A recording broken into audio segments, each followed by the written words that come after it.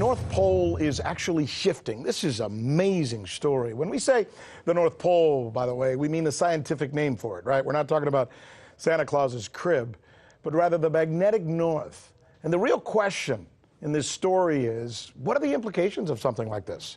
You're going to love this story. Watch what Michelle Greenstein puts together for us to better understand what's actually going on in our world.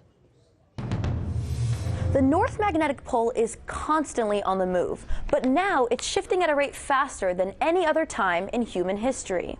Now, the magnetic North Pole is different than the geological North Pole, which is simply the northern tip of Earth's axis. The magnetic North Pole is the northern focus of the planet's magnetic field, and magnetic north is the direction in which a compass needle points. Navigators have been guided by magnetic north for centuries. Today it's used by planes, ships, and submarines. And for most of recorded history, magnetic north has chilled around Ellesmere Island in Canada, but it appears as though it'll soon be in Russia.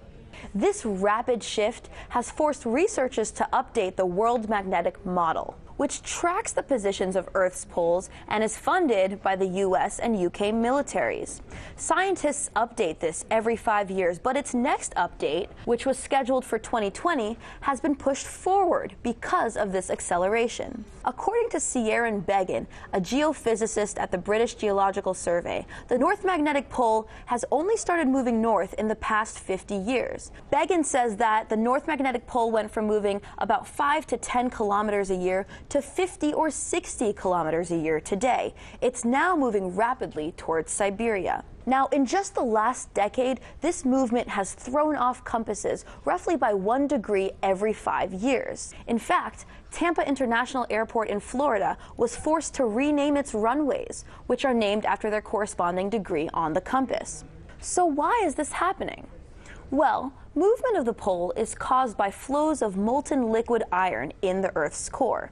The movement of this liquid is what creates Earth's magnetic field. In 2016, a geomagnetic pulse happened in South America, but what caused this pulse is unknown. Now, for most users of the World Magnetic Model, like me using my cell phone in Washington, D.C., this difference would be barely perceptible. The compasses built into our smartphones would only be fractionally wrong, but this will affect those navigating in the Arctic Ocean, north of Canada, like NATO and the U.S. military. And the Earth's climate is significantly affected by the planet's magnetic field. According to a study by a researcher with the Geological Survey of Denmark and Greenland, there's a strong correlation between the strength of Earth's magnetic field and the amount of precipitation in the tropics.